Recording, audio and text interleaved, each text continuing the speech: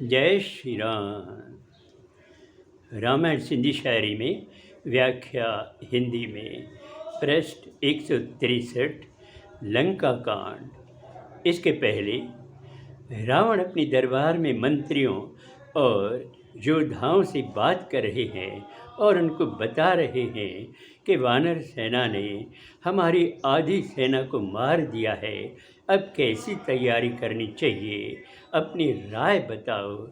इस पर रावण का नाना माल्यवंत अपनी राय बताता है और कहता है कि अब भी वक्त है, सीता को लौटा दो और प्रभु श्री राम के शरण में जाओ। यह सुनकर रावण क्रोधित हो उठता है और माल्यवंत को धिक्कारने लगता है और कहता है, अगर तुम बूढ़े न होते तो मैं तुम्हें मार देता। अब आगे। सुबह वरीरिछ बांदर आया, दरवाजन ते वीर लगाया। मेघनाद के खबर पैया, बिगुल बजाए काह कैया। अगली सुबह को रीछ और वानर फिर दरवाज़ों को घेर लेते हैं। रावण अपने वीर योद्धाओं को लगाते हैं। जब यह खबर मेघनाद को लगती है तो वह भी बिगुल बजाकर आक्रमण करने के लिए चल पड़ता है। राम किथ लक्ष्मण आहे, किथ डोही विभीषण आहे। सब मारी दुस जोर चयाई, धनुष छिक्यो न आकन ताई। मेघनाद जोरदार आवाज़ में कहता है कि राम कहाँ है, लक्ष्मण कहाँ है और वह दोषी विभीषण कहाँ है। आज मैं सबको मारूंगा। और वह धनुष पर तीर चढ़ाता है और निशाना लगाता है।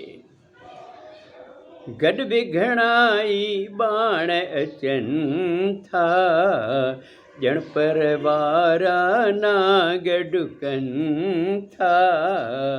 जित किथि बांदर रिछ बिकिरन था, उन जिसामु थी न सघन था।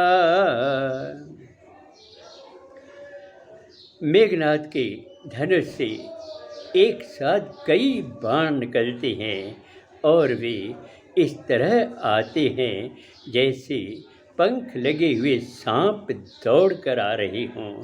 जहाँ तहाँ रीछ और वानर को लगते हैं तो वह जख्मी होकर ज़मीन पर गिर पड़ते हैं। अब मेघनाद के सामने आने की किसी की हिम्मत नहीं होती है। हनुमान के कावड़ आई, काल बणी हुन डोड़ लगाई। पर्वत भारी खण दो आयो, मेघनाद ते हुन उछलायो। यह देखकर हनुमान भी क्रोधित हो जाता है और काल की तरह दौड़कर मेघनाद की तरफ आने लगता है। साथ में एक बहुत भारी पर्वत भी उठाया उसने और मेघनाद की तरफ उसने फेंका। पर्वत डिसंदे खूब डुके थो, माया सा उभडाह उडे थो।